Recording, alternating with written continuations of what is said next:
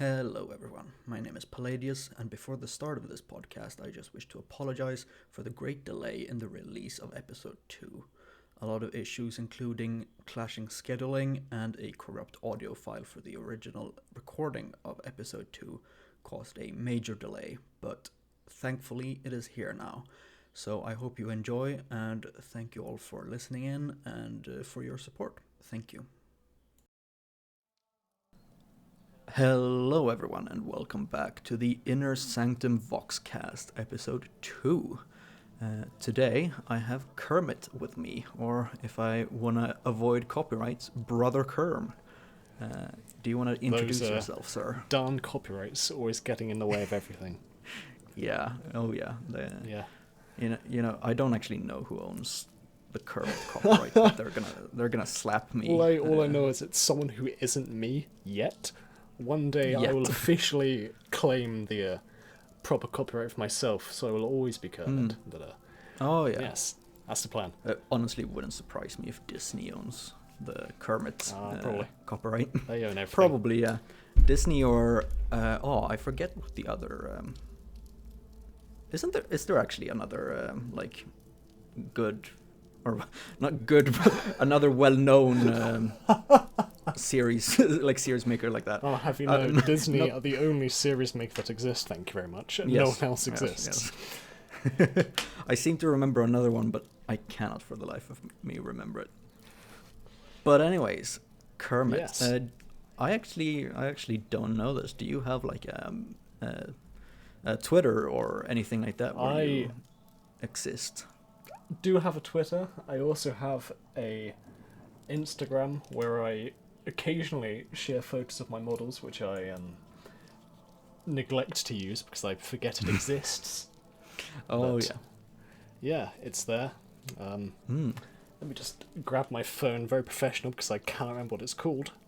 Oh, I think well, it's either way, name. I'll be linking them in the description after as well. So there we go, I do. Way, that will be fine. If you want to follow my beautiful self, I have an Instagram, will_models, where I have some very badly taken photos of some minis I've painted. I imagine that as Will, W-I-L-L. It is indeed.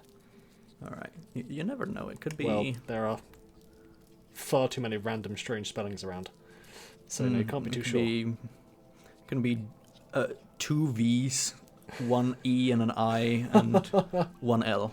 Now that's like Vale. Now actually. that you've suggested it. It's actually spelled X-Y-Z, but pronounced Will. So we like to have fun here with our random funky names. But yeah, so I'll be linking your Twitter and your Instagram as well in the description, so that people who are interested in your models can go see them. So let me first of all actually just thank you so much for coming on for episode 2 of this Voxcast. I have to remember to call it a Voxcast because that's what I named it. Not a podcast, a Voxcast. What's a podcast? I don't know. It's some word came up to me in a dream. It's so if it makes sense. What a podcast? We're using Vox recorders. How could it be anything else? Why'd you call it a podcast? I know. It's a lack of sleep, you know. I'm just confusing myself. Just gets you sometimes, right? Yeah. Oh yeah. It's. I should probably see some priest or something about that. Just. Hey, the local ecclesiarch will be able to sort you right out. Yes, absolutely. Or well, the reclusiarchy here in the fortress monastery of the Templars of Sanguinius. Well, them too. They exist. Probably better than some ecclesiarch. Whoa, man. Whoa. Chaplains will always be better than some priest. Yeah, no, I agree with that.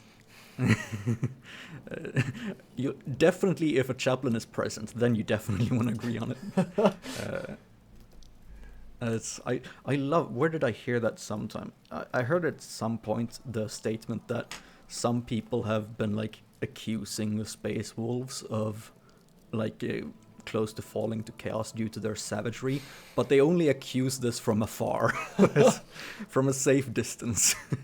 Is this a safe distance of normal safe distance, or they think it's safe distance, but not accounting for the hearing of a space wolf and a space marine. True. They just said, like, those guys over there are talking smack about us.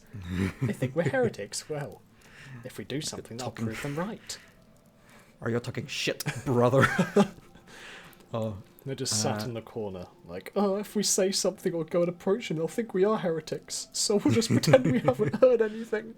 Oh, jeez, yeah. Oh, I love that. Poor guys. Oh, yeah. I did want to ask you, though, in the little friendly interrogation segment, if I can remember how to talk and pronounce things. What got you into Warhammer? Well, so there's two kind of ways that got me into Warhammer. The first one was many years ago when I was at secondary school. My dad bought my brother and I the discs, well, the old the CDs for I say CDs, the video game of Dawn of War 2 in disc form, which was great. So the start of our summer holiday, he bought us it. I spent like so much of that summer just playing Dawn of War. I thought it was the greatest thing ever. I just finished playing Company of Heroes, and I was like, it's like this, but there's cool futuristic space people. This is awesome. Having not known anything prior about Warhammer. And then we got Space Marine on Xbox after that, and I was like, what? This is more than just a single game. This is a whole universe. What's up with this? This is crazy. I did some light reading before, kind of forgot about it. And then a little game came out a few years ago. You may have heard of it. It's called Total War Warhammer. Sounds familiar. Sounds like an indie game, though. It's quite small. It's only a little fan game some guys in the south of England made. And I, being a massive fan of Total War, was like, I have no idea what this Warhammer fantasy is, but I love Total War, and I'm going to play it. And I started playing, and I kept playing, and I was like, I need to start watching videos and find out more about this thing. And I found the rabbit hole, and I've still not found my way out. I'm well and truly lost in the depths of the Warhammer, and it is the best time I could wish. Warp. Oh yes. Yeah, I actually sort of the same here. I remember back in was it 5th grade?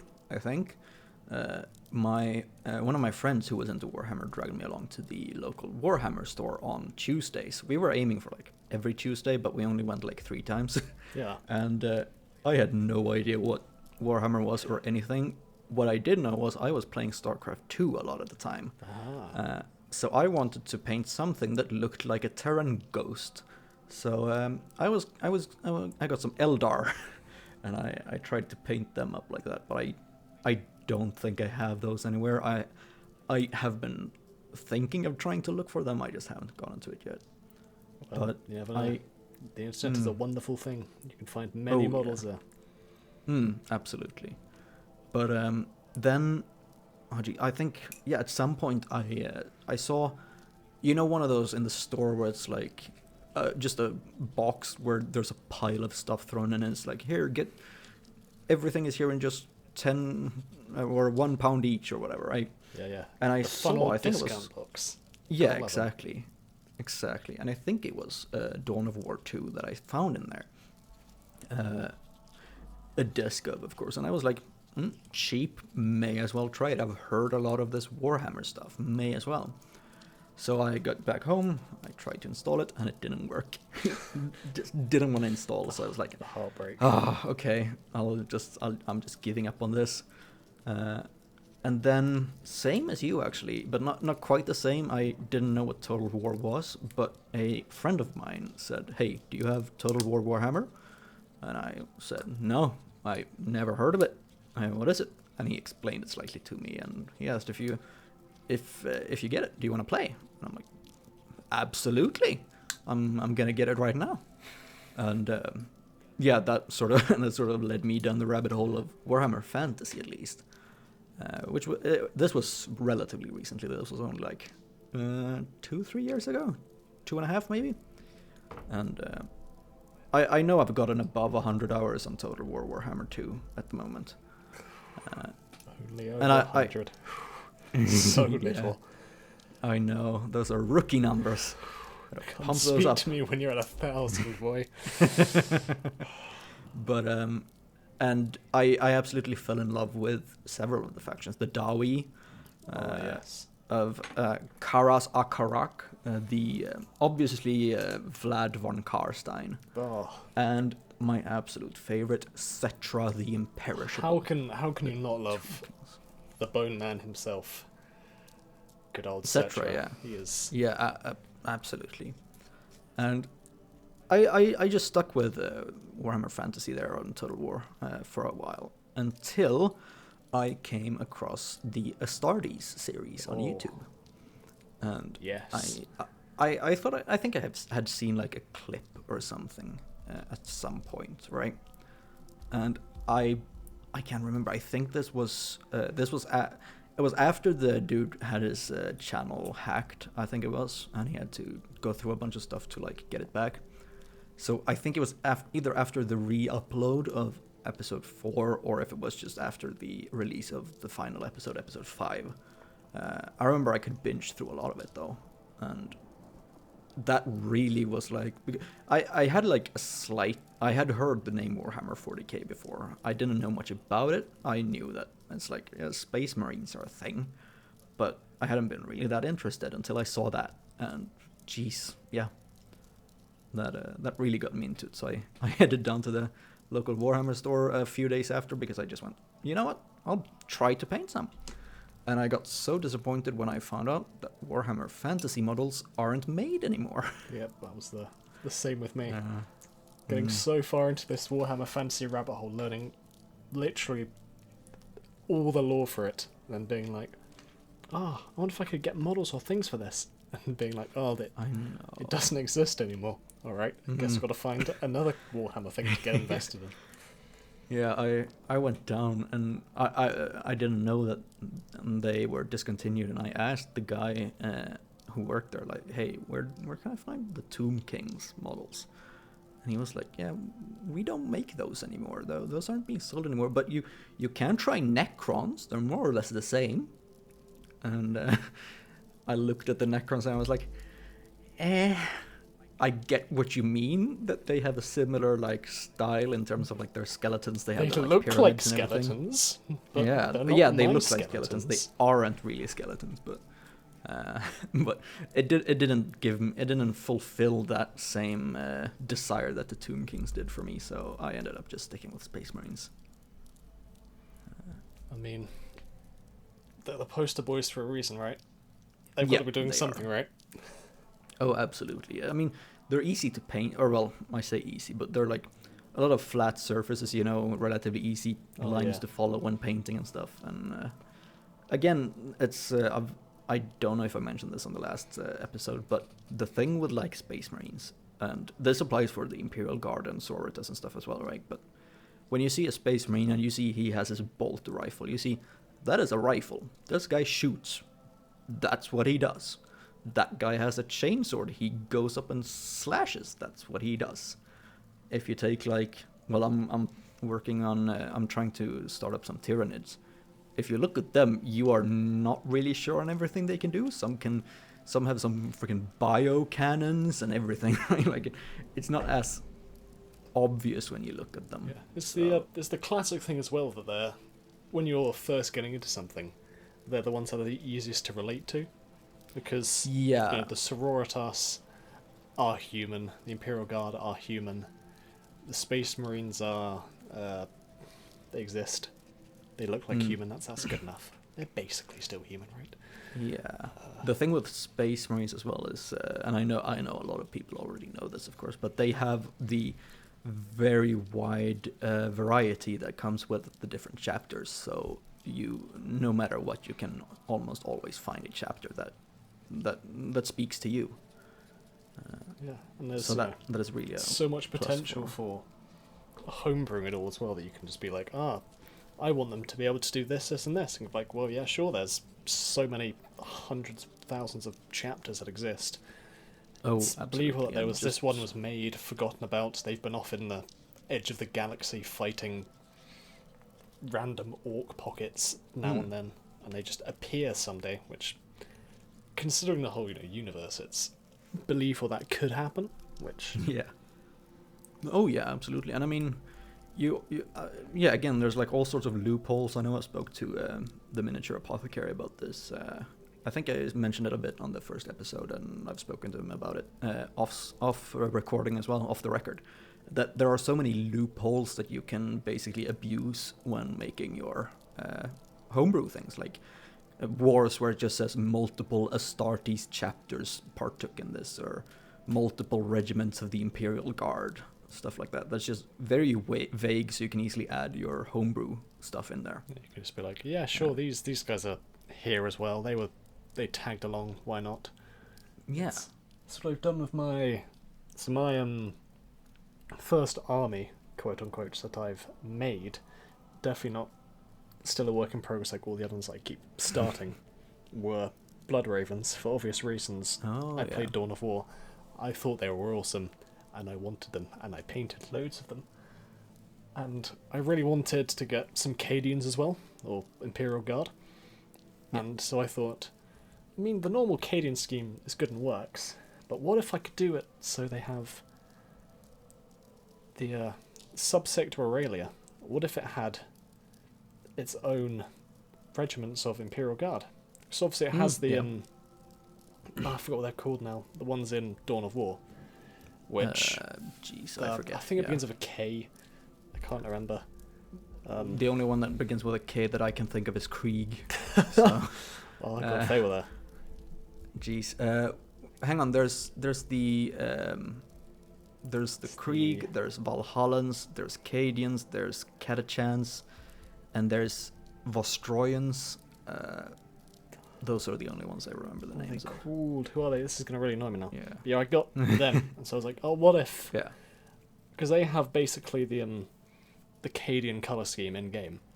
And so I was so what if, after the whole Tyranid invasion of Subsector Aurelia and the subsequent Chaos invasions there, that the guardsmen stationed there painted their armour, or repainted their stuff, in the same kind of colour as the Blood Ravens, so having the khaki kind of coloured for their drabs, the red on the armour plates, because they've just been saved by the Blood Ravens in these two massive invasions, and so in my head it made sense that they'd essentially remake their regiment in the image of the Blood Ravens, and so it was my excuse to have them tag along when I eventually play games and have them still fit the aesthetic of it.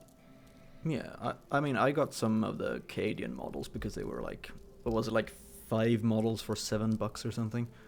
And I painted them up in more or less the same color scheme as my chapter, because I knew that chapters have like, usually at least have some human, servants more or less, like just general crew for ships and stuff like that. Not quite servitors, but human staff. Yeah. So I figured that there may be something like that around. And geez, what was I thinking of? I entirely forgot myself.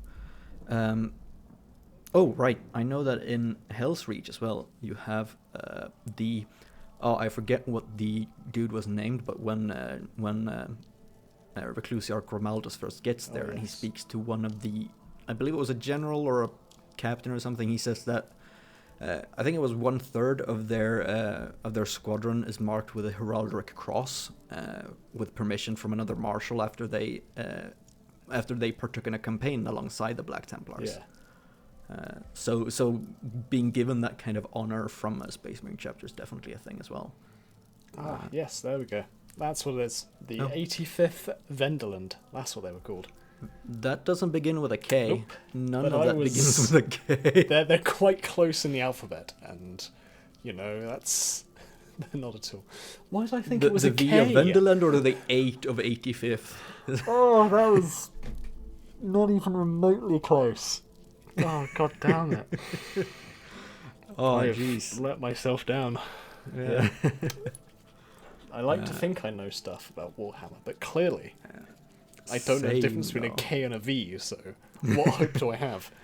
I mean, it could have been it could have been a K that fell over backwards, and you just thought the main straight line there was just the ground, exactly. and it was a very wide V. Sometimes a guardman dies laying on his back, and his arms and legs are outstretched. It looks a bit like a K. And a lot of people die in Dawn of War, so that's what I was. That's what I was thinking. Let's go with that. Oh, jeez. I was actually gonna ask which your first which faction you got into first, but I imagine that would be Blood Ravens. Indeed, yeah. Yeah. My boys, the Blood Ravens. Not that difficult of a conclusion to come to after the conversation. Yeah. I've gone with a relatively normal transition with my. I think with the ones I've gone for, because obviously starting with Blood Ravens because Dawn of War cool, and getting Imperial Guard because I just find something so incredible that in this the universe of superhuman warriors, massive orcs, evil space bugs, they're just normal guys with little las guns. And they stand and fight to the end. I was like, I wouldn't be able to do that. Even if I was in that world, I'd just see a Tyrannid and I'd run. Love that in the relatively recent, I believe, keeping track of how much time passes is difficult, but I believe it was a relatively recently posted one animation by Sodaz, who does a lot of current animations, and it was a Krieg one, and you just have the scene where the Death Riders of Krieg freaking charge in on cyborg horseback with freaking lances against Chaos Space Marines. It's just it is just the rule of cool, isn't it? Let's be honest. Yeah. A cavalry charge into the forces of chaos. What is better than that? It's this genetically modified, chaos empowered, just giant in thick power armor, and it's a cavalry charge with lances. It's just wild. I love just the thought of it. It's so wild. It's fantastic. I love it. But I believe, if memory serves, don't you paint some Dark Angels as well? I have indeed. That's my second army that I've painted and definitely finished with were the Dark Angels, because I'd been listening to the Horus Heresy books on Audible. Oh, yeah. And got to the Dark Angels ones, or the first two Dark Angel ones. And especially just the beginning, when it's before the Imperium gets. And they're basically just a feudal, futuristic knights on a crazy jungle planet. And I was like, that firstly is pretty awesome. And they arrive, and they stay just being knights in space, and I am a massive history nerd. And obviously, who loves history and doesn't love the medieval ages? And so just the idea of fair point, proper heavily clad knights, but in space with power armor and weapons, that just seems so cool to me. So I got the squad of tactical marines, the guy with his massive plumed helmet, big old sword, and it's just they're just so cool. I love them. I did try to paint some Dark Angels as well, but given how recently I got into it, I'm a bit of a Primaris fanboy.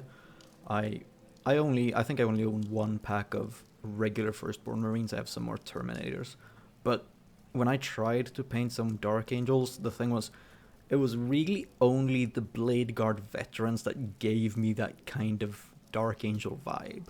Yeah. Because there wasn't any, there aren't any official bits that you can buy for the to add robes and hoods on just regular intercessors or so. And I didn't even own any green stuff at the time. I do own some now, but my skills are not quite where I can do entire robes and hoods. Especially not for an entire squad. Yeah, well, that's why with my initial plan for my Dark Angels army was, I originally went into it being okay, my Blood Raven's going to be my main army. They're going to be my big one that I'm going to get loads of points for, eventually play in the big games with, and just have my Dark Angels as a smaller one. Oh, and yeah. so in my head for it is they were going to be like just a small little one of the forces that would be the ones that hunt the fallen. So I got the regular tactical squad with the obviously the official upgrades from GW, the chapter veterans, and a squad of Deathwing Terminators. Because then at least they all of those ones have the proper Dark Angels look. Yeah, that they do. But then Absolutely. I started painting them. The Combat Patrol released, so I bought that. So I got the Primaris ones of it. I found a Gladiator on eBay, so I bought that, and they have more now. But yeah, it's that is my problem with the Dark Angels, because they're in lore a lot of the time they are just the robed ones with all the classic knightly look. Yeah. But then because of the models, and to be fair, in reality, most of them would be regular Marines and look completely normal. It would just be like squad sergeants and captains who would be more robed, but that doesn't really give the same doesn't look as cool. hype. Exactly. The rule of cool always applies. And that's all that matters to me. Yeah, absolutely.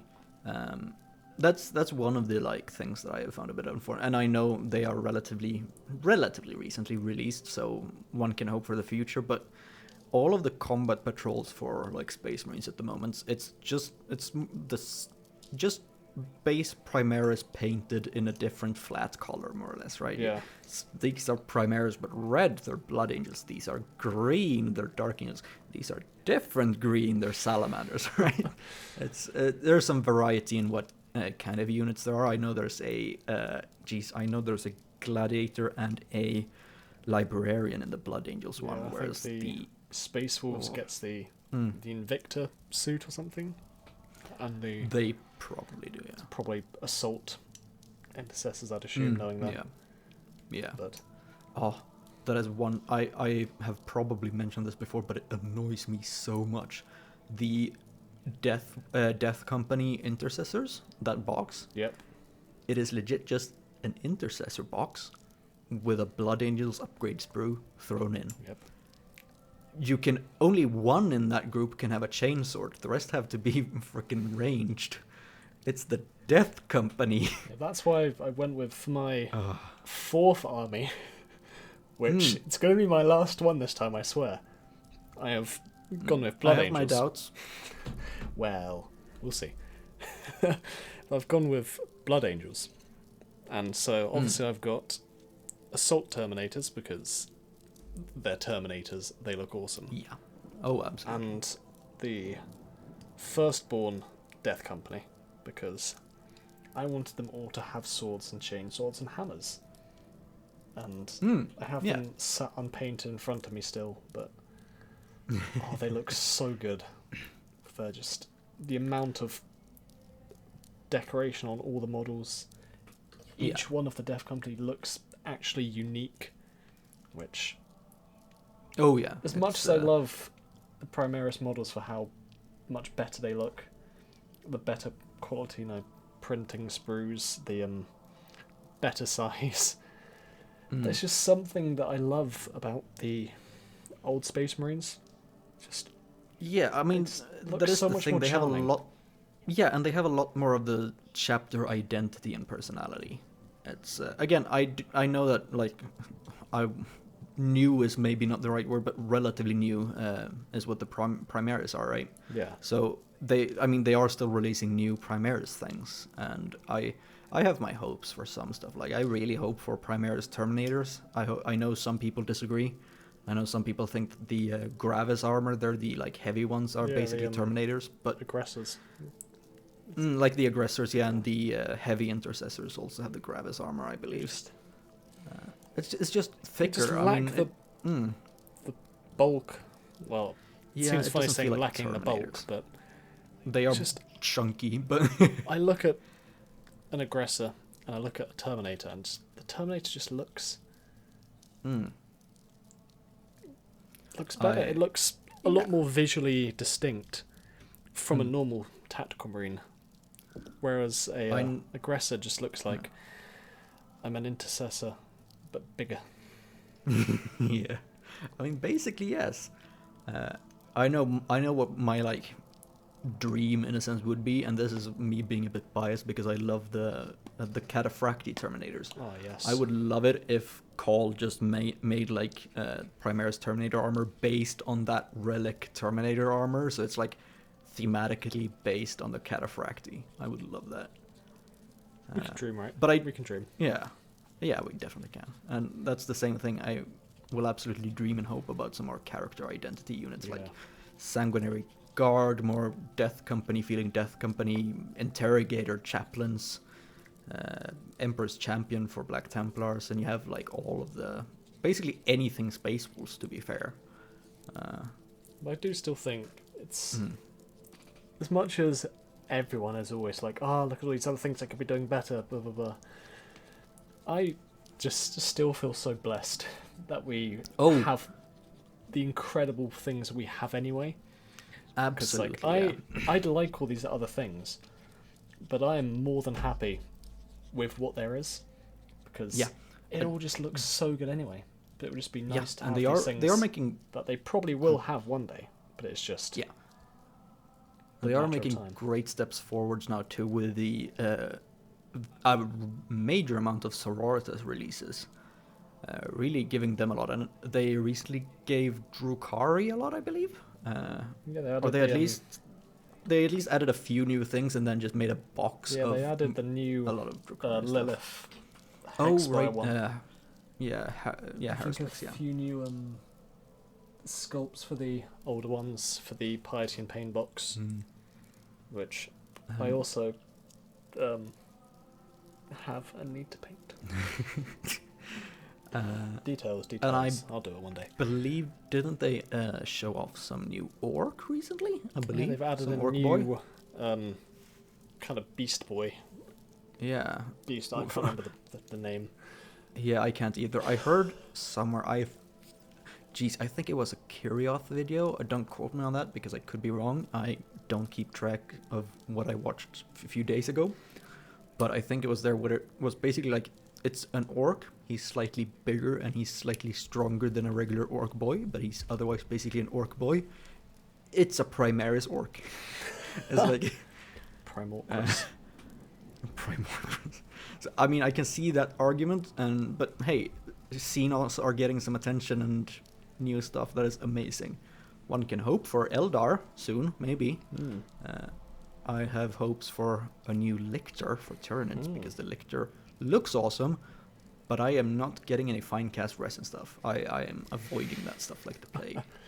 I think with all the whole, the unloved factions thing, I do think they are going to be doing more things for them, but it's just a case of they want to do all the bits for the factions they already know do sell a lot. Yeah. Because at the end of the day, obviously, it's a business, and it's all well and good saying, oh, well, the reason people don't like them or don't buy them is because the models don't look as good. I was like, if you were really a massive fan of Eldar, even if the models didn't look as pristine, I'd still buy the other models because I like them and I'd want to have them. And then, and more people buying it would show them, when we release it, we know there is going to be that supply of people who will straight away come and be like, yes, I shall buy them now. I just had the idea. I wonder if you can basically buy a Drukhari kit and just file away some of the sharp bits and put an more Eldar-ish head on, and just paint them up as Eldar, because they are both offshoots of the Eldari. Yeah, they're all the same people still. They just could work. Have different ways of doing things. Yeah, the Drukhari tend to have a lot less clothes, a lot more revealing, as it were. So not that Eldar styled. It gets a bit sunny. They want to get their Eldar tan on. Absolutely, it's going to be dark there in Kommissar. Not a lot of sun. So they had to sunbathe a bit. They have got as much skin as they can visible, so they can get all that vitamin D. Yeah, exactly. They gotta remember to use some sunscreen though. Gotta take care of your skin. Yep. It's a message to everyone out there. Remember, take care of your skin. Vitamin D. That's what you need. Oh yeah. I do like that you said that this is the Blood Angels is the last army you collect, but at the same time you do have Piety and Pain, which is Sororitas and Drukhari, and I know you have a Warlord Titan from Adeptus Titanicus, none of which are Blood Angels, and none of which are Dark Angels or Blood Ravens either. Well, initially my plan was Warlord Titan in lore and in reality and in model form. It's just awesome. And I wanted it initially just like I want to have a Warlord Titan just to paint it and have one as just more of a paint it to paint rather than paint it with the intention of playing. Just a collectible. Although I do now kind of want to get an actual Titan maniple and play Titanicus eventually. It was so exciting. Obviously, they announced the War Master, it came out recently. And I bought my Warlord, thinking like, oh yeah, when the War Master comes out, I'll get that one instead, and I'll paint it up and see how it is. So I bought the Warlord, and then 4 days later, the War Master was released. And I was like, well, never mind then. Guess I'll have to think about buying it and not actually buy it later. I wanted to get a Warlord as well, a Titanicus one, for the same reasons, because Warlords are cool. They are amazing, and I just wanted one as a collectible. But they were out of stock on when I wanted one, so I actually got a Warbringer Nemesis Titan there. And that was, I believe it was before the War Master was even announced, actually. But I want the War Master. It is so chunky. It is so good. I want it. Everything about it just screams Warhammer. Oh, yes, it is. I've seen so many pictures of people who have posted their painted ones, and they look so amazing.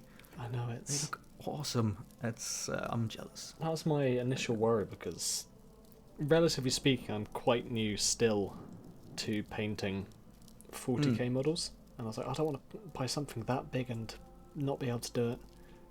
And I just sucked it up, and I was like, to be fair, most of the Titan is a big metal body. Yeah. So all we have to do is just spray it silver. Yeah. And detailing it's easy. And then the big armor panels, they're pretty big. So yeah, it looks a lot more intimidating than it is, I feel. Honestly, it's surprising. And before I got 40k models, I made a lot of Airfix and Revel planes and tanks. So I was like, I'm used to painting big things, so I can paint a Titan easy. And it's getting there. I might finish painting it one day.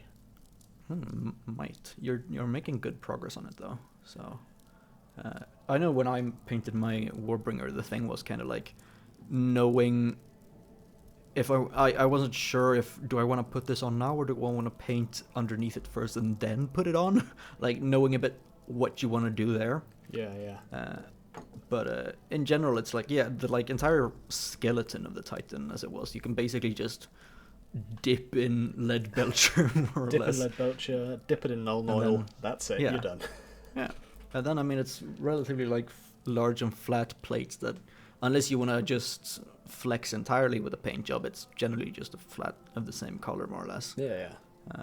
But at the end of the day, it's all about having fun and enjoying the painting and enjoy what you're doing. Proud of the result. Yeah, absolutely. If it takes a long time, it's just more time you can listen to books or listen to YouTubers and other people telling you about the lore. Absolutely, it's fantastic. I have done a lot less painting recently than I wanted to because I have ordered new brushes, but my brushes are like broken. Are not entirely broken. They're usable, but they're not very good. Yeah, mine are. So that has just frustrated me. That has frustrated me so much, and I've just been like, I want to paint, but I cannot be bothered with that dang brush. It is. It's been annoying, but I have ordered new brushes. They're on the way, and it's good with a bit of just a breather and a bit of a break. So yeah, come back to it stronger, right? Yeah, absolutely. I do have a few things I look forward to doing. The Leviathan Dreadnought I showed you earlier. I really want to finish that one. And I have... Oh, geez, what did I order? I ordered some... I did buy a Hive Tyrant from a friend from Idiotic Synergy on Twitter, who is actually selling his Tyranids as well, so I will be linking that as well in the description, so that if anyone is interested in buying Tyranids, they can check it out. I did buy a Hive Tyrant from him, and I bought a pack of Tyranid Gargoyles the other day as well. Very nice stuff. So they'll be arriving sometime soon. I think the next batch will probably be a bit more Space Marine stuff, though. I don't have a Primaris tank yet, like an Impulsor or a Gladiator or anything. I don't have one yet, and I want one. They're very fun. I can definitely share that with you for free. Yeah. I wish I had an airbrush though. That's the only thing I can say.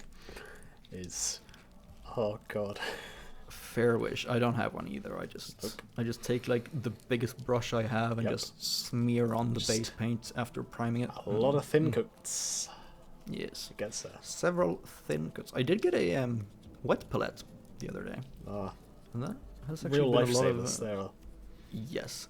I do have to get the hang of like how much water I have to put in it and everything, so I get that right. But so far it's been amazing. It's as you say, absolute lifesaver. Jeez. It's one of those things where you don't realize just how much help it's actually going to be when you get it, and you're like, oh, what?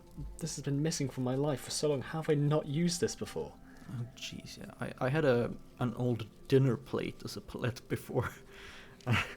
The paints were just drying left and right.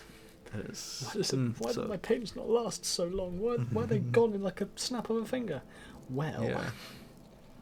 The only thing is, right, that I've noticed now, and it's just a thing about getting used to, because I've only had the wet palette for like 3 days, is that now instead, because earlier I was painting and I have to get some more paint because the paint is out or dried up, and I'm sitting here like, I'm already done with this paint. There's a bunch still on there.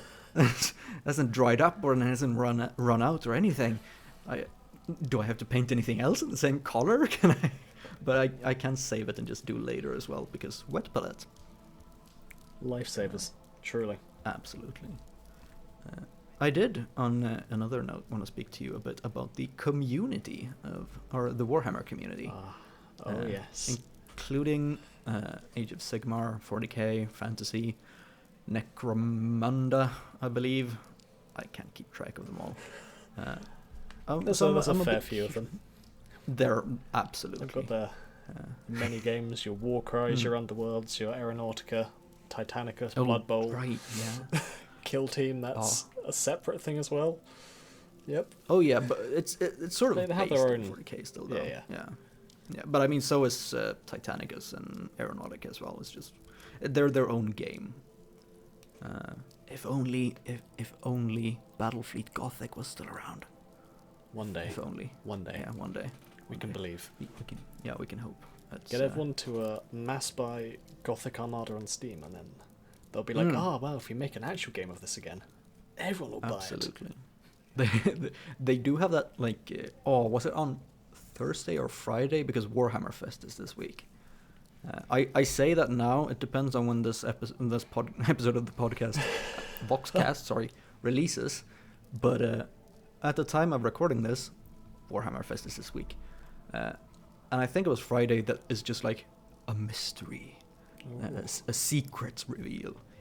One can hope Battlefleet Gothic. It's unlikely, but I can hope.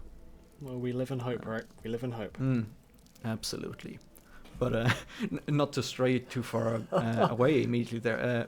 I'm curious, how is your experience with the community? Well, obviously, you have the main community of Warhammer as a whole, and you've got the various sub-communities based on all the games we mentioned, the various channels of people who watch lore, different painting, YouTubers and everything, battle reports.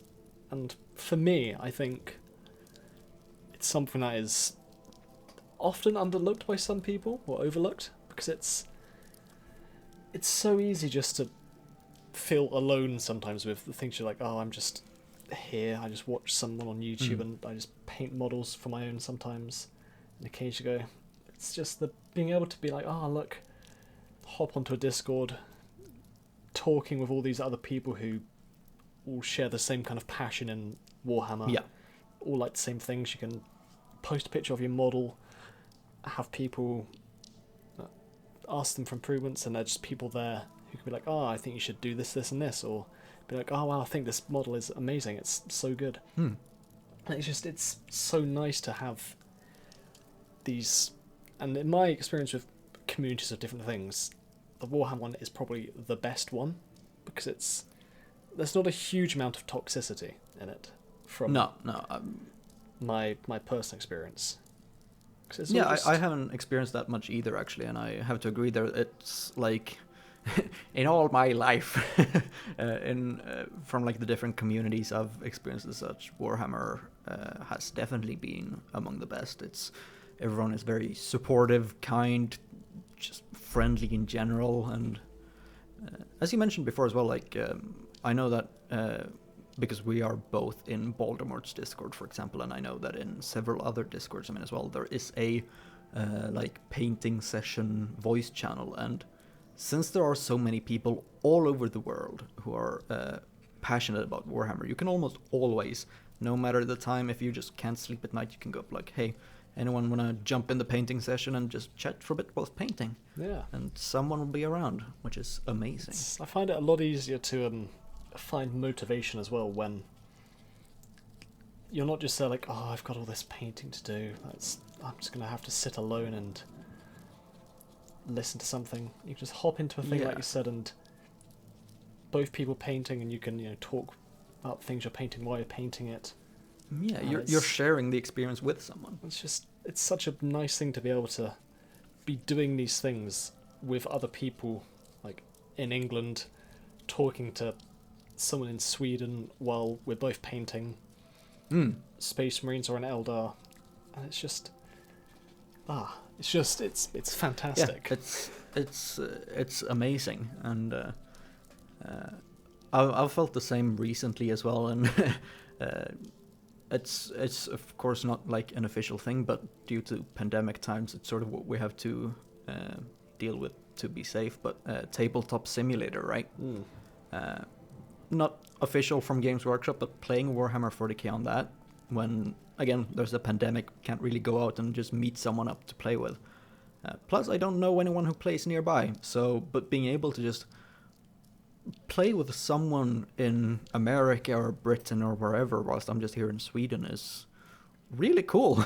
Yeah, it's really playing really with people you'd never the community really be able to play with that often. You can just hop on. I mean, of course, you could buy a plane ticket and go to Warhammer World or something but which I do recommend. Warhammer World is awesome. It is such an awesome place.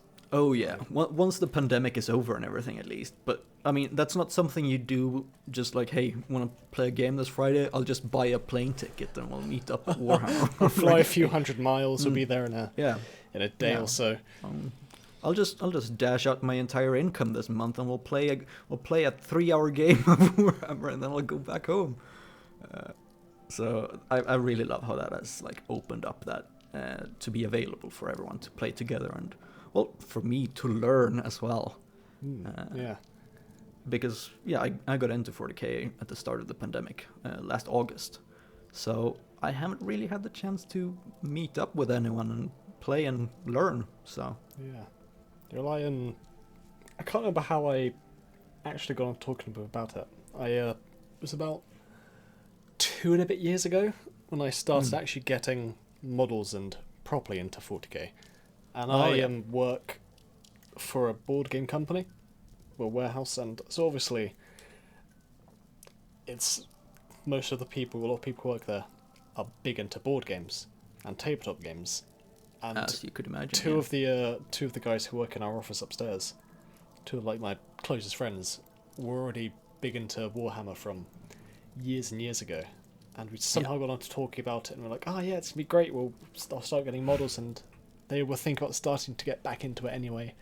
And then by the time I finally had enough models to be able to play a game, some strange thing happened in the world, and I've not been able to leave my house. It's been a bit weird. I don't know why. Nurgle was up to some mischief. Yeah. Yeah. Like a weird green haze outside. The sky has turned green. What is this? Good the lord. heavens are falling down. Raining pestilence. Something exterminatus. I don't know. Oh jeez, yeah. I mean, that's one thing that I've felt as well, because I mean, I'm a gamer, as I was, like, I'm a nerd, right? And it's like 40k, Warhammer Heroes, and games in general are a passion of mine. And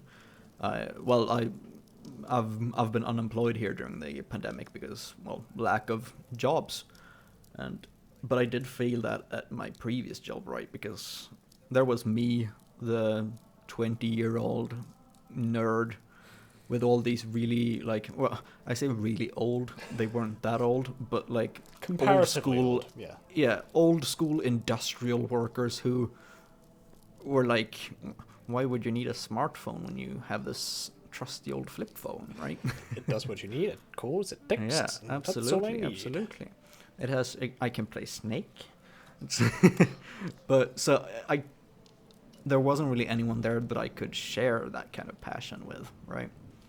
So I do hope to get something that, well, sort of like that, like a board game place or something like that, where I can share the passion with my coworkers. Would be nice. It's great just going into work and I could just spend, in theory, the entire day talking to one of the guys in my team just about Warhammer all day, which just seems incredible. And just so surprising that there was just, this other guy. He's only like just started getting into it. Like when we started getting models, he just sounded interesting. He sounded interested about it. Yeah. And so we started getting into it. And so I spent just the days teaching him about it, all the lore, my favourite funny little stories, and oh god. I actually I thought of that. I actually called up at the local Warhammer store to ask if they had any job openings. They didn't, unfortunately, because, I mean, well, working there would be amazing, because it would be legit working with my hobby passion. But so they said, like, when there is a job opening, you will find that on the Games Workshop website. I think it's like jobs.games workshop or something. There should be a work for us link on the Games Workshop one. I'd love to work in a Warhammer store. It'd be awesome. I found it so funny because I signed up for like an alert email when there was a job opening, and I could specify like what kind of position and location, right? And it basically said, congratulations, you have now subscribed to this alert email.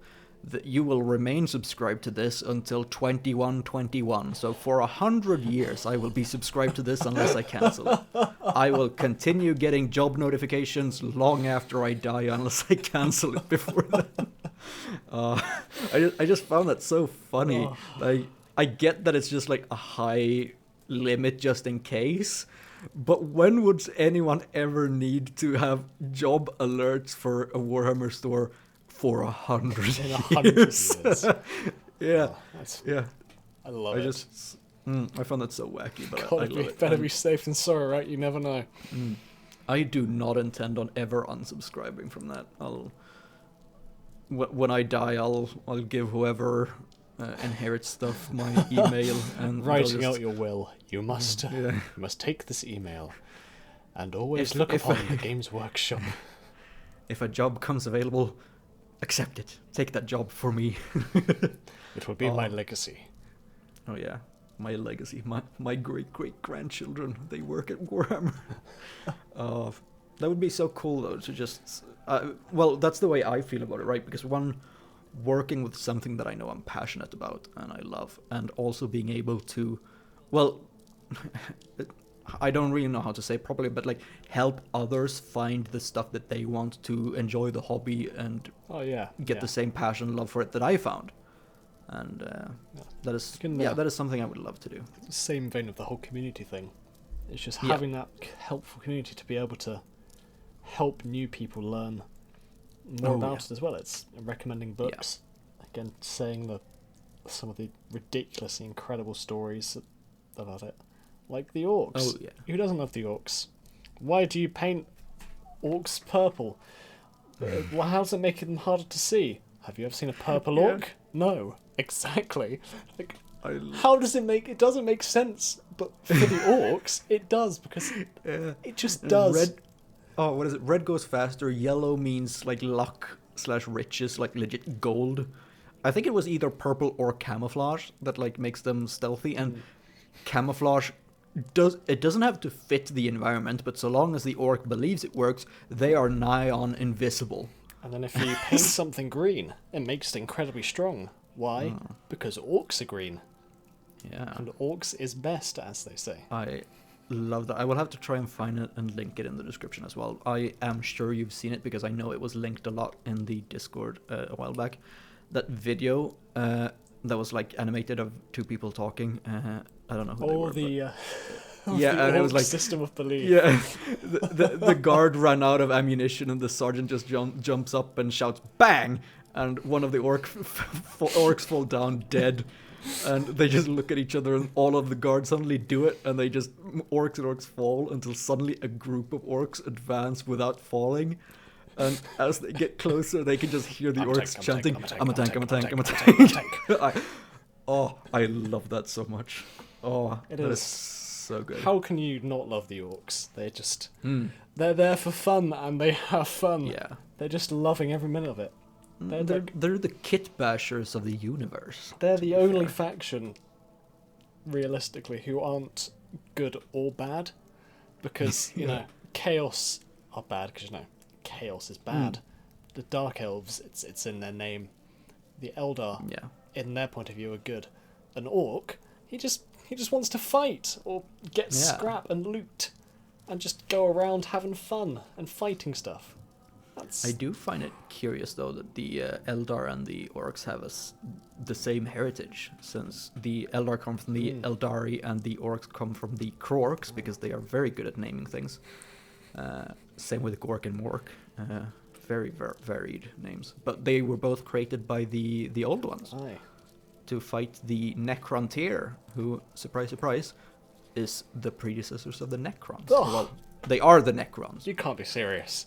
I know, right? God. Who would have thought that the Necrontyr became Necron? It's a complete different name. Yeah. Who would have thought that the Krork became the Orcs, who worship Mork and Gork? Completely distinct gods in every way.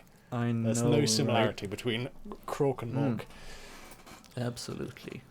I did want to ask you as well, and this could be a very vain question, or not vain as in being vain, but it could be said in vain, because you said that Blood Angels are your last army, but I highly doubt that. So, if you could start any new hobby project, what would you start if you didn't have to like consider costs and everything, time and everything? If you just could just get a whole new army, what would you get? If I had no constraints with money and just the ability to just straight up do it, probably actually would be orcs. Like just I find the idea of just painting a load of orcs great. You know, you're worried about painting a tank badly. Well, that's because it would look bad because it's an orc who painted it. Yeah, it's orcs. Yeah, I listened to the Brutal Cunning on Audible a few months ago, which an orc-centered story. It was hilarious. It was a great time. I love the orcs. Oh yeah, they're great.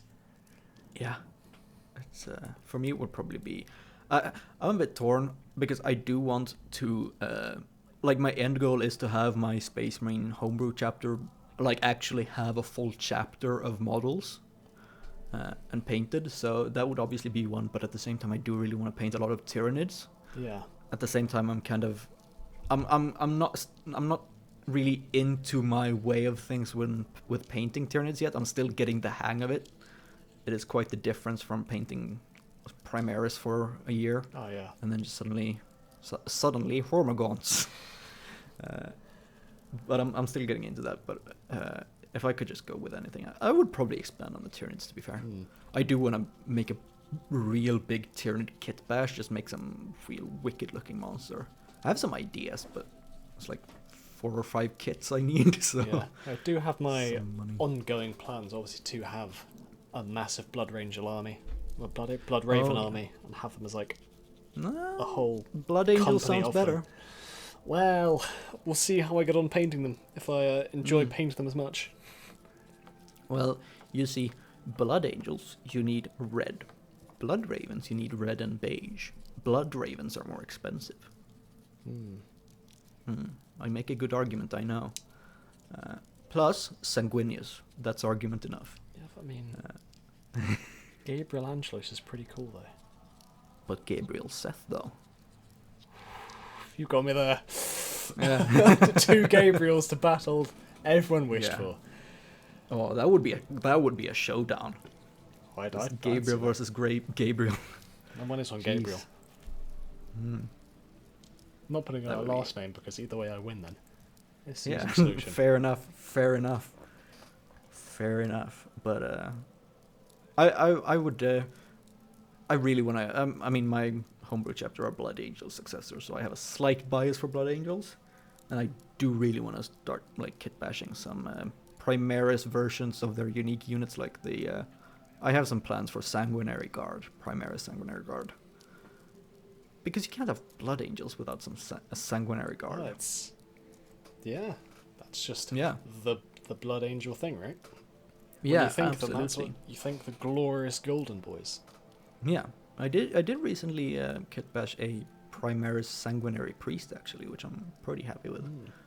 I'll put up a picture on the screen in the video, which sounds weird to say when this is a Voxcast. It's a Voxcast. It's supposed to be audio, but it's a video. Okay, okay. An audio video. Don't question it. Yeah, it's one of those picture videos, you know, or picture audios. A moving picture. Good lord, a picture with sound. I watched Deadpool 2 yesterday. Have you seen Deadpool? I have. I saw it in cinema when it came out. It was a great time. You know that blind lady? Yeah. I was just reminded of that because I watched Deadpool 2 yesterday when Deadpool says, "I wish you could have been there to see it with your ears." That's basically the same thing here. Like, it's meant to be just audible, but no, there's pictures. That's great. Oh, it was such a laugh. I love the humor in it though. Like just it's Deadpool. What can you expect? I've changed my mind on the armies. Oh. For them to bring back fantasy, so I can have a proper Empire army.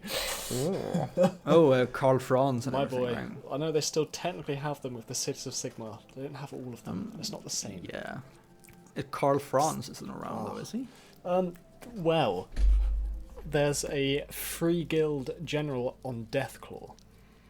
Okay. Which is the Karl Franz model, still. Okay. So you can still get most of the Empire ones, but it's not all of them. And yeah, I've seen that you can want fantasy. You can get like Vlad von Karstein, but it's Vampire Lord. Yep. And you can get Isabella von Karstein, which is Vampire. Just give me Lady. Boris Todbringer. He's all I need. The man, the myth, the legend. The greatest man of the Empire. Toddy. I assume you've seen the Yogscast videos with it's Tom and Ben. Where is he? Where is Kastrak One Eye? Still it's me. It's Toddy. It's got to be my favourite story from Warhammer Fantasy. The spoilers, if you don't know, Warhammer Fantasy World died, and all the heroes and the legendary people had their downfalls and had their glorious last stands.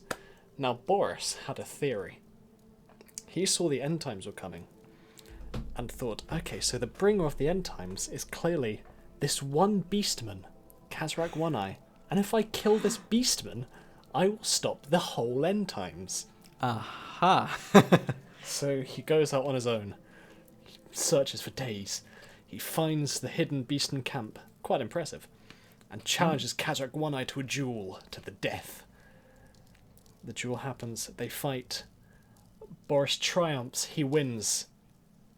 Kazrak lays dead on the floor. He's surrounded by a horde of beastmen, who then immediately just charge and kill him afterwards. So, in fairness, he died thinking he saved the world. In reality, he killed one guy and then was killed by the Beastman tribe. Fair God, enough. I love it so much. I love a lot of the fantasy stuff. Again, I'm a big Tomb Kings fan. Like, jeez, I just love that. And the dwarves, the Grombrindle. I love Grombrindle. Grombrindle, the White Dwarf. I just, in Total War Warhammer 2, some of the dwarf quotes are just beards and belts, lads. Kill anything without a beard. I love the thing I like most, I think, with Warhammer 2, the dwarf voices, is they didn't just go with the classic, look, they're just Scottish or they're just Norse. They're just Northern English instead. And that's slight walk across the Scottish border. That alone. Yeah, they do have that like slight sort of gruffness that dwarves usually have. But I feel like it's a lot sort of like Gimli voice. Yeah. More or less. From Lord of the Rings, in case you didn't know who Gimli is. I was going to try and do some of the quotes, and my mind just blanked on. I know there's quotes. I know there's the beards and belts, lads. I know there's kill anything without a beard, kill anything within beard's length. Muster the throng, I think is one. Oh, yeah. Muster the throng. I know that there are quotes like when you like try to do some diplomacy and everything, you have the like Dowie from another hold arrive. The smack talk when the factions don't like you is great. I love it. Yeah. It's such a fantastic game. Oh, jeez. I love the the Damas Kron. I forgot the name of it for a bit, and I felt shameful. The Book of Grudges. That cinematic, I believe it is with. Oh geez, I need to play Total War again. My memory is awful. The High King of the Dwarves. What's his name again? Thorgrim. Jeez. My boy. Thorgrim, yeah. Thorgrim. Yeah, and the like cinematic there where he's like, ever since I started my reign, I have like entry after entry has been struck out, grudge after grudge has been settled, but still the book remains full. I love that one. I need to. They get rid of one. They get rid of one grudge, and then a guy doesn't hold open a door, and that gets put in the grudge book as well. Yeah. I love how. This is like a weird sentence to say, but I love how petty they are, because it can be like, a grudge can be like, yeah, he demands the death of your firstborn because you accidentally spilled his beer, like, it's. Oh no, was the beer just a beer, or was it Bugman's beer? That's what it is, because that precious Bugman's brew is to die for. True. I love because when I got into Total War Warhammer first, I spent a lot of time just reading up on the dwarves, because I love fantasy dwarves. And the War of the Beard, or as the elves call it, or the War of Vengeance, as the dwarves call it, when the Dark Elves set up an ambush against a dwarven caravan, made it look like it was the High Elves. The dwarves sent an emissary to the High Elves and demanded repayment for these horrid actions. Instead of being reasonable and like saying, that wasn't us, we can work together and find out who it was, they just decided to shave the beard off of the emissary and say, if your king wants to speak with us or wants something from us, he'll have to come and beg himself. Because stuck up censored word, as it was. Those damn pointy ears. Exactly. So this war that I think it was 200 years that it lasted, which was the War of Vengeance for the dwarves, but the War of the Beard for the elves. Oh, I love it. So I just love Total War. My favourite thing in the old ones was always the general's like pre-battle speech, which they'd have in the like Roman medieval too. And obviously all the quest battles in Warhammer 2 have the big speeches before the fights. Oh, yeah. And Yeah. the Sigvold one is just... If you've not heard it, it is the most spectacular thing. I don't He just think I stood in the have. Chaos Wastes, and he stands in front of his army, and he gives like... Right, Every Sigvald is that single- like Prince of Chaos, or like the the Crown very... Prince yeah. of Slaanesh. The oh right, I've seen them. He has an AOS model, doesn't he? He got one a month or so ago, yeah. Yeah, that one that has the very revealing plate chaps. Well, what can you expect from the Prince of The Crown Prince Slaanesh? of Slaanesh. Fair enough. Yeah. He's a man loved his success. It's True. got to be my favourite speech and everything. He just stood there. I- Sickly, sinful spectacles stand, shuffle, shamble, and saunter shamelessly in mine scandalized sight. I suggest a solution. Surely such sedition should sour and succumb to Sigvold, the salacious, scandalous, and sensational servant of Slaanesh. Son of succubi, scion of sordid axe, and slayer of squalid serfs. See how I stroll, stride, swagger, and swirl, spin, slash, stab at stupid. Senseless scum. Soon they shall swoon, shall seek solace in death from sundry torments, wrought in them by my strategic, severing, scintillating shower of shimmering strikes. Send for the sword, summons Silver Slash. Just Sigvald That's a lot of S. likes the S, and he's just Good lord. oh, it's the most. It's meant to be this imposing speech, and I just can't take it seriously with all the Oh yeah. the S. Oh god, it is So truly the definition of excess right there. I imagine though that when playing Total War Warhammer 2, your favorite faction to play is Empire. I imagine. love them. They're just one that's more from a game. They were the first ones I played because they're the most like a classic Total War faction. Yeah. Line infantry, archers, and artillery. Yeah. I just love the lore and just their history and Karl Franz, Balthazar Gelt, the Oh yeah. king of the memes now. He's great. I'm always back and forth. I'm like, it's either Vlad von Karstein, Grombrindal, Thorgrim, or Sektra. Or actually, I've played a bit of Nakai the Wanderer, because listen, the Croxigors in Total War look amazing. I would get Seraphon to paint if the Croxigors there looked at least 1% like the Total War ones, but no, they don't quite look that way. I do like a bit of Skaven though as well, I must confess. My man Ikit Claw with his Ikit Claw, yeah. Rats I know with a friend guns. of mine got the Ikit Claw model not long ago. It just looks. I remember Just correctly. love it. Rats with guns. Yeah. Yeah. Rat fair enough. nukes. This fantasy world. Most other factions are still, classic fancy. And you've just got rats with Gatling guns and rifles. Yeah. It's, oh god, Oh jeez, yeah. fantastic stuff. The true wonder. I think again, my second favourite story is a Skaven one. I think in Warhammer Fantasy, with the whole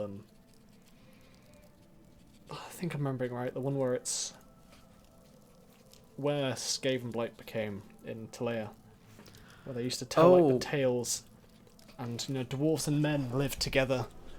Yeah, for wasn't life. it the And they were building. they started building we're the gonna tower build a with massive the big tower bell to and our everything? gods, and we're going to work together. And years and years passed, decades, and work slowly went to a halt. And they started, and one day a mysterious hooded figure arrived and said, I can finish this for you tonight, but on the one, thing you have to let me do is put an idol to my god on the top. And so, like, of course, yeah, we've been building this for years. Of course you can. And they build it, and they wake up and it's built. And at midnight, a bell tolls 13 times. and slowly crops stop growing, famine strikes the land, the humans start dying off, they petition the dwarves for help, they hear nothing, they break into the hold to find it empty, the dwarves are dead, and those who are brave enough venture further down the halls and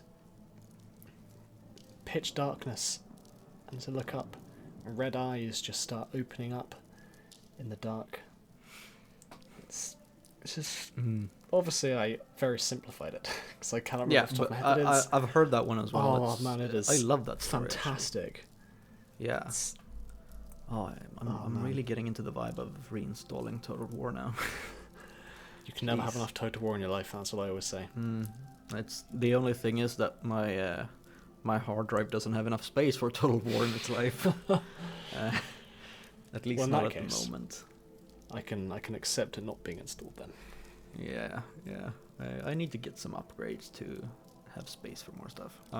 The thing is, I actually don't remember if I have it installed right now, but I believe I have Red Dead Redemption 2 installed as well, which is also fairly big. I mean, as long as I can run Dark Tide when it comes out, that's all I need. Oh, right, yeah, that's coming up. That should be fun.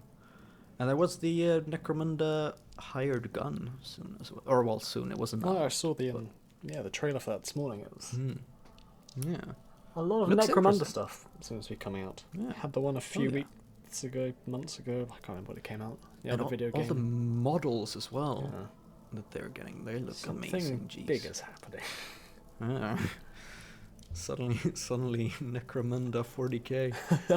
That is the new flagship now. See you later, Space Marines.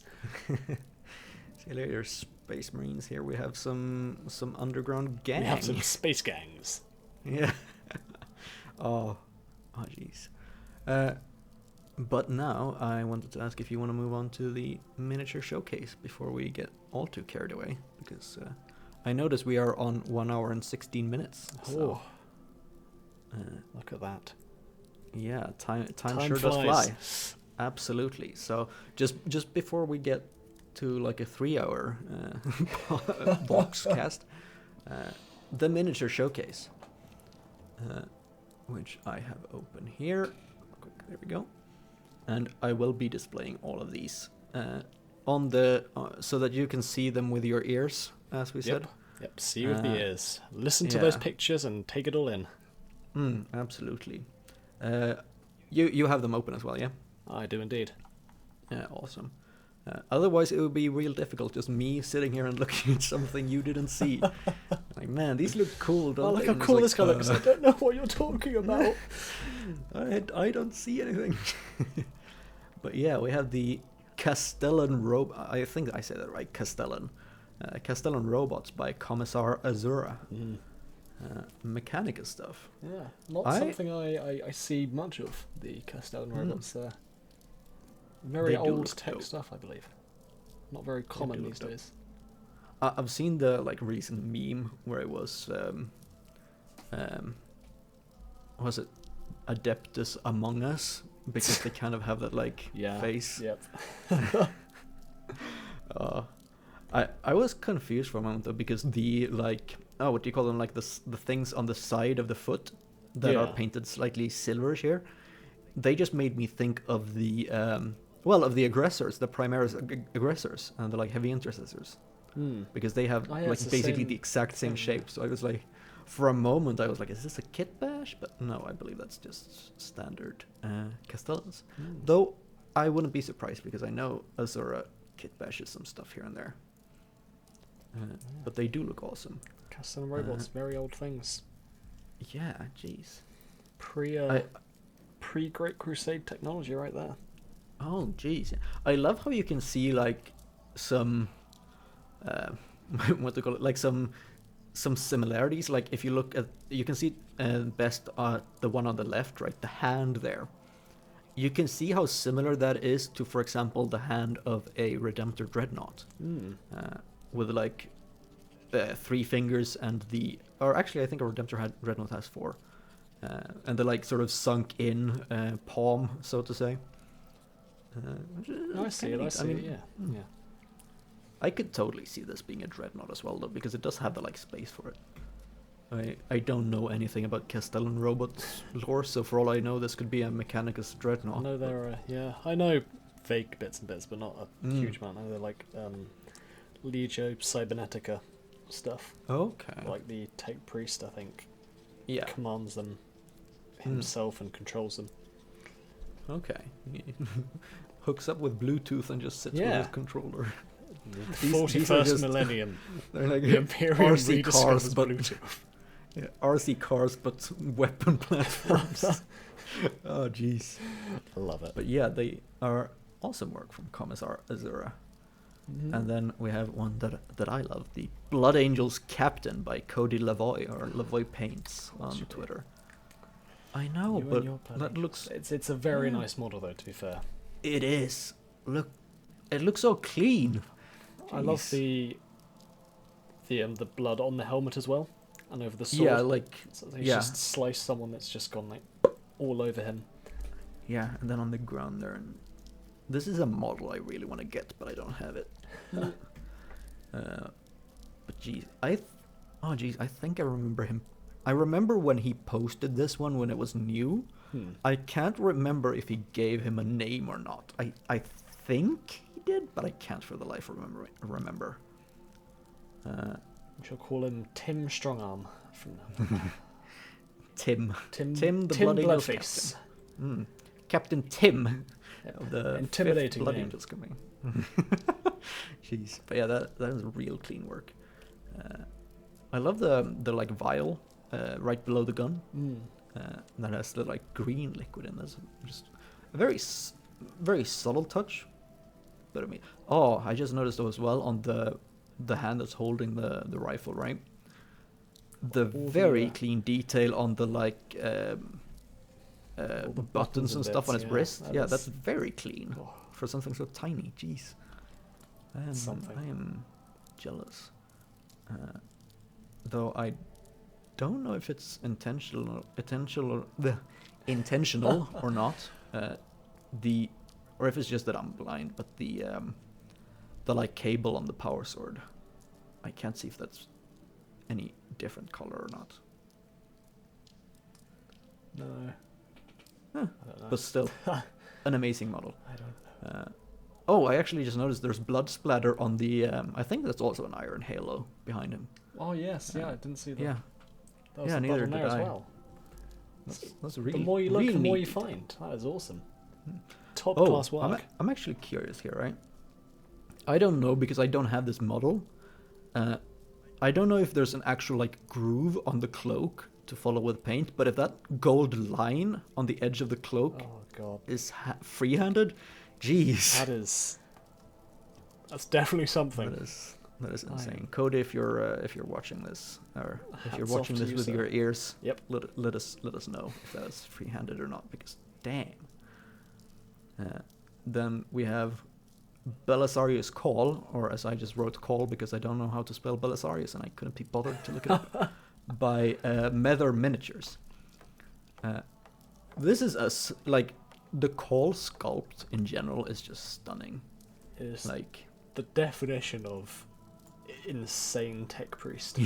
Yeah, jeez, like what does it? He has the axe. He has a servo skull. He has a gripper hand there. He has like some gun thing there, the like red with the green coils there. He has a normal arm as well. Spider. Yeah, he has the like normal arm and the robot arm that mimics the normal arm's movement. I think he has the like computer console on the other side. Oh, there's another servo skull as well. Jeez. I think he has replaced the book that comes with it for Call to stand on with a skull and some dirt there though. Amazing effect with like the dirt on the cloth as well. Jeez, like the mud stained cloth. It's a bit of an impractical cloak, let's be honest, if you're going to be trudging around worlds. Imagine how many cogs that would just get stuck in. Like, jeez, that would be a pain. And I struggle with like a piece of string getting stuck in my hoodie zipper. Like, imagine getting your robe stuck inside of your freaking knee. Oh, God. Like, Yeah. I was late. Sorry, I was late to work. My My robe got got stuck in my knee. Sorry, Mr. Gilliman. It won't happen again, I swear. Oh, I love the like. It's a bit of a small picture for me here on the screen, but I love the like wear and tear on the edges of the platings. You can see it definitely Yeah, like on the top of him. The rust in me where the paint's kind of where it's look like where it's stripping away and scraped up. Yeah, showing the bare metal underneath. The Such greens great as detail. well. Yeah, Oh, yeah. pardon me. The like. Like the actual glow effect it has with the lighter colours. yeah. It's very nice. Real great work. Dang.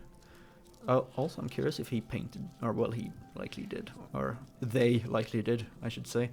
I'm curious if that like poster painted on the background is freehanded. Oh, I'd assume so, but as well, that is. I would as well, and with the like level of detail on Calder, I wouldn't be surprised if they were capable of that. Dang, yeah. Can't see what it says though. It's I can see the Aquila, and I can see that there is text, but I can't see what That's text all you there need is. to see. Yeah, fair enough. See the Aquila and have faith. Yeah, absolutely. Then we have the a chapter master of a polar bear themed chapter by Lowe. And dang, This I like a lot. Yeah. Those have to be assault terminator hands that have been kit bashed onto a heavy intercessor, I believe, right? Looks like. It could even be an aggressor, but I mean, dang. I like the blood splatter is like it's not a lot, but it's there, so it does add a bit as well. It is just that you've just done a big slice upwards, and it's just shot out randomly over it.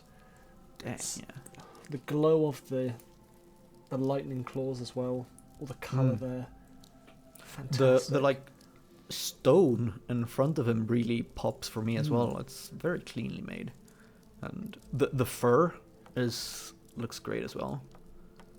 And everything on and this. like the lens on the like on top of his backpack, the blue there. That's really and nicely just done. a massive gun strapped to his back as well. Yeah, as you do. I'm curious actually what kind of gun that is. Is that a like melta gun? It looks meltery. Because it doesn't look like a bolter, because it's just fed with wires from the backpack. Looks melted to me, but I could be very wrong. Could be as well. For all we know, it could be it could be a flashlight that's just meant to look like a like a rifle. It's intimidation tactics. I could shoot you with this big gun. It's not a torch, I swear. My eyesight's going a bit bad at my old age. I can't see in the dark anymore. Also, I have to say as well, from my experience with painting with whites, real good work painting with that white there. Like, it looks so clean. I've been too afraid to even do the blood splatters over the white. Yeah, same. I'm actually curious if he did this with. No, this has to be like just regular paints, because I only know of the Apothecary white contrast, and I know that one doesn't come out that level of white. Yeah, Apothecary, makes it sort of like a lot more grey. Like a bit of a like down the white. Yeah, a white with a sort of grey bluish. Yeah. Could be Apothecary white and then just some white scar on top of that, so that the Apothecary white sort of shades the corners and stuff. I don't know. If Lowe is watching this with his ears, comment, let us know. It's top class work though, that's for sure.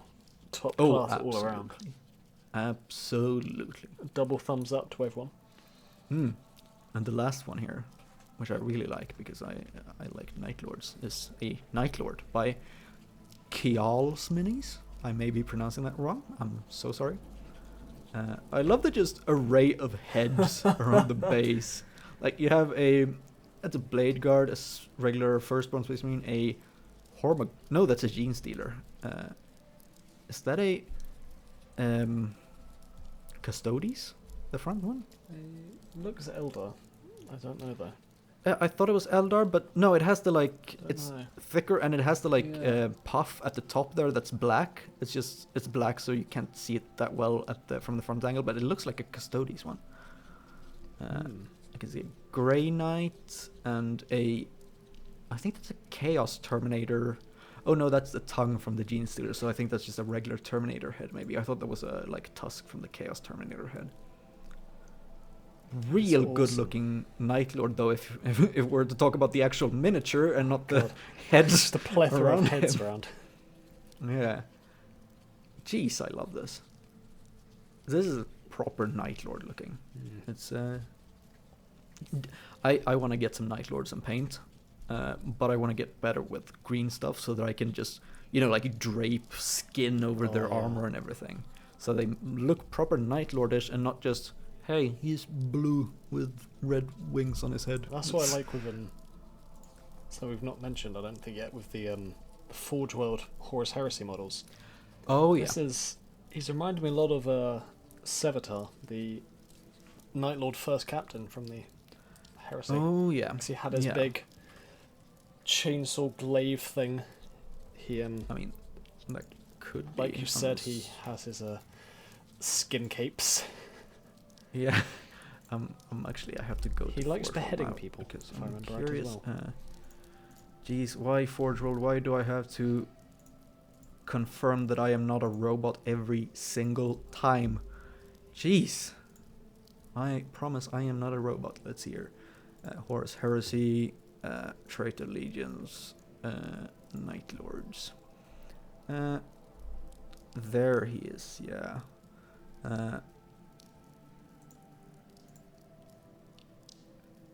Yeah, no, I was a bit curious if like the weapon or so was from him, but it's not.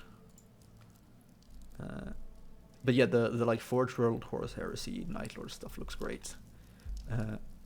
The only thing I would say, and this is just my personal like opinion, I wish the Leviathan Dreadnought had a bit more. Yeah. It's like it has the one torso on it and some chains. I just wish it had more. But the Night Lord's Terminators though, they look dope.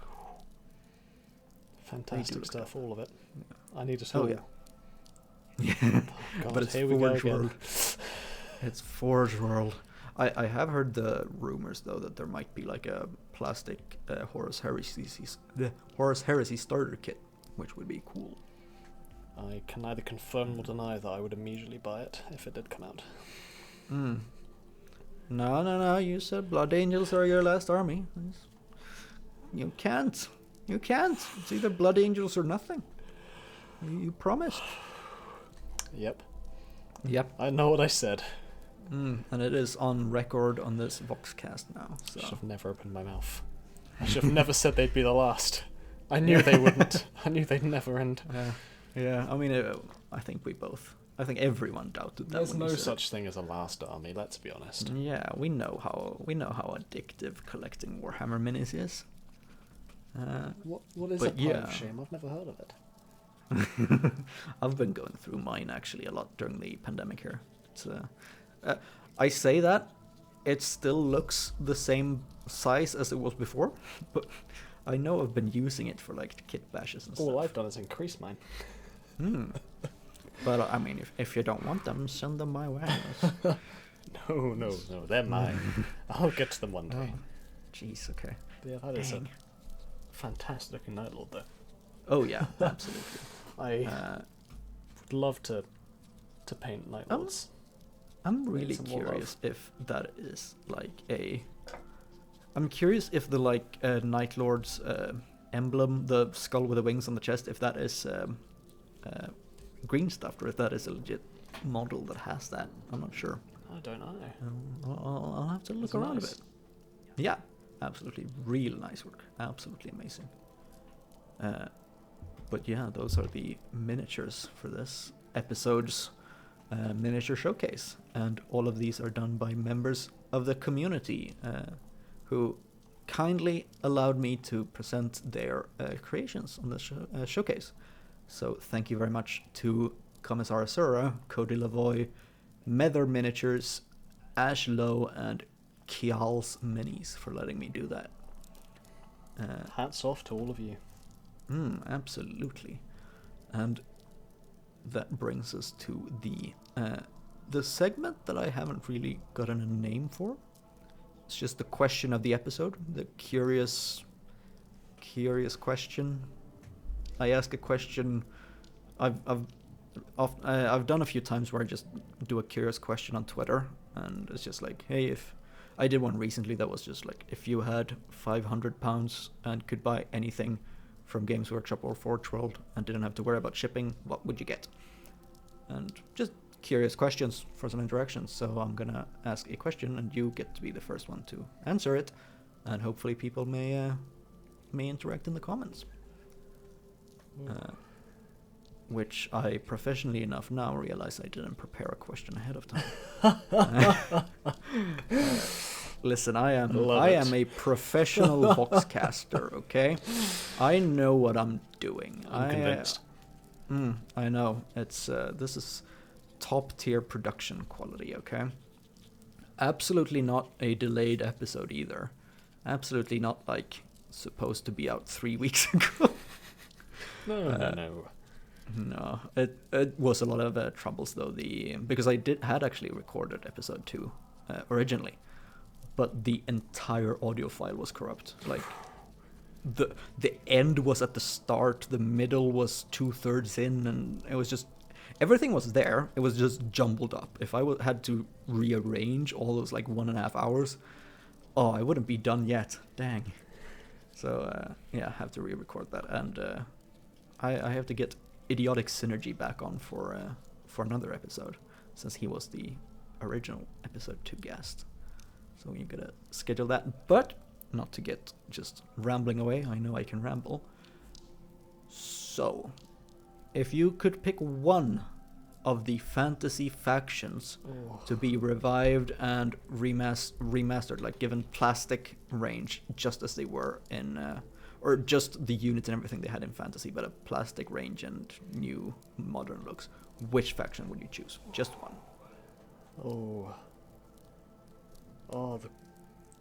It is a tough one. All the factions. I mean, I would choose Tomb Kings, etc. That'd be my choice. Absolutely, 100%. There is one that I think is coming anyway, to be fair. Oh? If they made a complete roster, a whole new thing, new actual models, a proper army, give me Kislev. Kislev. Oh, didn't they show some like knights? They've showed some concept art a few months ago for the Kislev Bear Cavalry, and yeah. I wouldn't be surprised if that comes along with Total War Warhammer 3. No, they're making their new Warhammer Old World game. Oh, are they? They are making something set in the year of the something of the Three Emperors. So you're saying there's a chance for Tomb Kings? Well, there's enough voices wanting fantasy. So Old World could just be the start. Absolutely, and soon after that, Battlefleet Gothic. Oh yes, it's just a matter of time. I think they're coming anyway, but probably in due time. Yes, obviously. I mean, for all we know, they could have been planned to be released by now, but Nurgle Plague and everything has delayed some stuff, to say the least. But it would be cool, and yeah, I mean, new stuff is coming all the time. It's just waiting to see.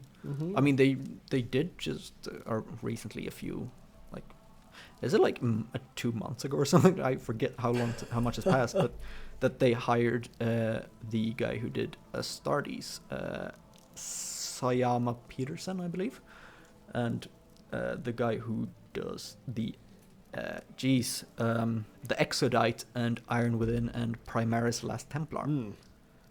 So they have this whole like new just range of animators doing stuff. So that is going to be amazing to see. I can see a lot of good coming from this. Give those guys a proper budget, and imagine what they could actually do. I mean, I did see that like Sayama Peterson there, who did Astartes. he had, oh geez, what was it like? I think he had 30 or around 10,000 Patreons, right? And I think the minimum pledge was $2. So that is a minimum of $20,000 a month. Though I know Patreon takes a cut as well. But he wasn't exactly like, he wasn't living cheap, I imagine.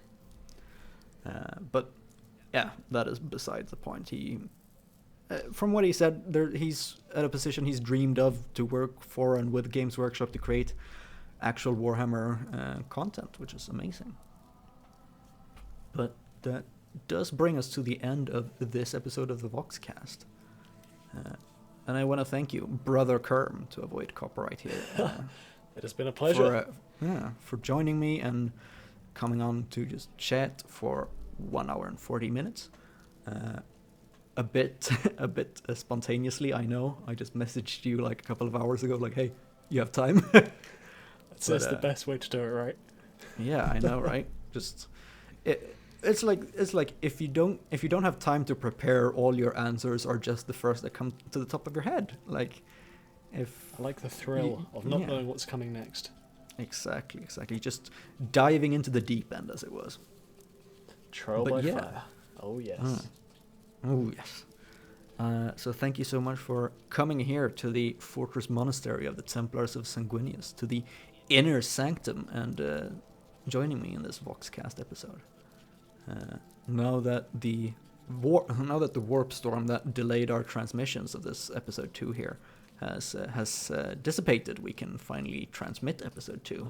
I can't make any promises that the Blood Ravens won't steal any of your relics now that we've entered your Inner Sanctum, but yeah. If anything goes missing, it wasn't us. It was the Dark Eldar, I promise. You have to know where we are first, though. And for that, you have to return and listen and watch with your ears to my eventual uploads where I talk a bit about the lore of the Templars of Sanguinius. Oh, we'll be listening with keen eyes, don't worry. Yeah. But thank you so much, and thank you everyone for coming by and listening, and especially if you listened through the entire thing to this far. Again, I will be putting links to your Twitter and your Instagram in the description, as well as the Twitters to everyone in the showcase here today. I know that last episode, everyone didn't have Twitter. But everyone here is from Twitter. So yeah, it's been a long day. Yesterday's episode 3 weeks ago. Oh, jeez. But yeah, thank you so much again, and I want to wish everyone goodbye and a good day and pleasant hobbying. Indeed, the Emperor protects. The Emperor protects, and heresy bad. Goodbye, everyone. See you later. Thank you for listening to the Inner Sanctum Voxcast. Now that the episode has ended, I just want to take a quick moment to give special thanks to Warsmith Velstro for his kind help and donation that has helped me improve my equipment here with the new microphone. Thank you very much, and thank you all for listening. Take care.